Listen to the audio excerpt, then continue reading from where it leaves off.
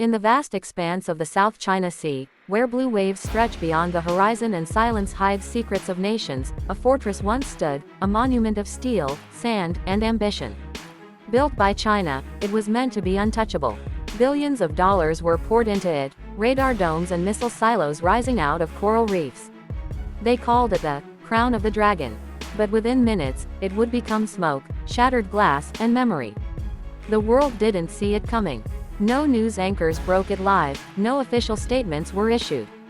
Yet deep beneath the calm surface of the ocean, one of the most sophisticated military operations in history unfolded, an operation that redefined modern warfare and changed the balance of power in Asia forever. It began months before the strike. U.S. intelligence had been watching the South China Sea for years, tracking every movement, every ship, every new island China built.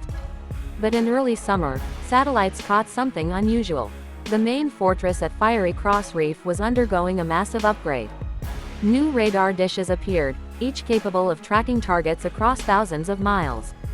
Massive anti-ship missile batteries were installed along the airstrip. Engineers worked night and day to turn the island into a floating city of weapons. The Pentagon analysts called it a self-contained strike platform. To China, it was a symbol of control. To the United States, it was a challenge, a fortress built to push American ships out of international waters. It violated the very idea of freedom of navigation that the U.S. Navy had sworn to protect. Something had to be done. The plan came from a small room inside the Naval War Command, a classified division known as Shadow Division 7. Their mission was simple: to neutralize the fortress without starting a war. The operation's name was Poseidon Strike. Only 8 people in the world knew about it. Weeks before the strike, reconnaissance drones disguised as commercial satellites circled the fortress. They mapped every structure, every antenna, every power grid.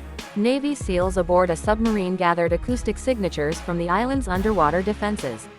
Cyber units in Hawaii and Virginia quietly breached Chinese communication channels. They didn't need to destroy the fortress, they just needed to make it blind. And then came the night. At 2:17 a.m., under a moonless sky, 3 U.S. Navy destroyers cut through the dark waters south of Fiery Cross Reef. Their radar systems were off. Their communication silent, only the faint glow of digital monitors lit the faces of the crew. Each sailor knew the gravity of what they were about to do.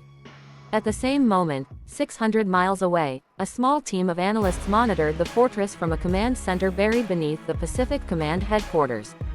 On their screens, they could see the faint heat signatures of radar towers turning.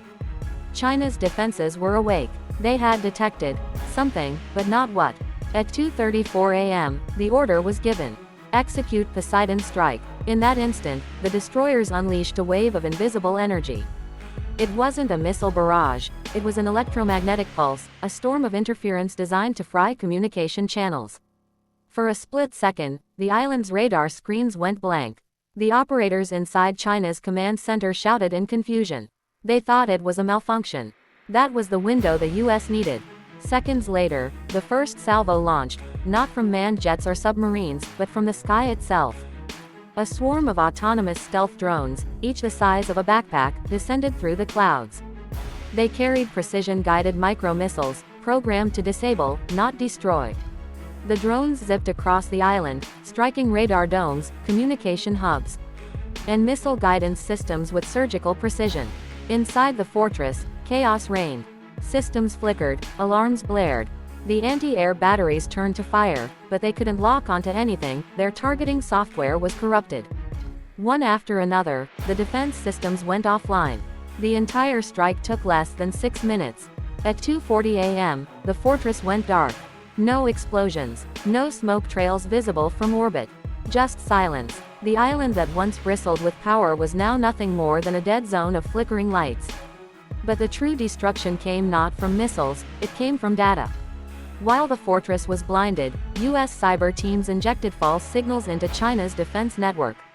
Every system linked to the fortress, from coastal radars in Hainan to satellites above the Pacific, began receiving ghost data, showing phantom fleets and fake missile launches. The entire network crashed under its own confusion. In Beijing, senior military officers were awakened by emergency calls. Their screens showed chaos, ghost fleets, false attacks, disappearing contacts. They ordered a communications blackout, but it was too late.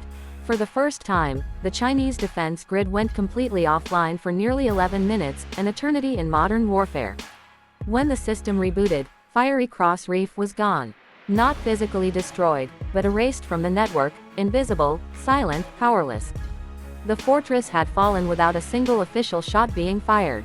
At sunrise, U.S. satellites captured the aftermath. The once glowing runways were dark, the radar towers collapsed from precision strikes, and the harbor filled with smoke and oil slicks.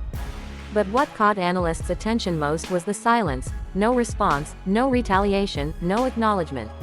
In Washington, officials maintained a strict, no comment policy. The Pentagon released a single statement: freedom of navigation operations continue as planned.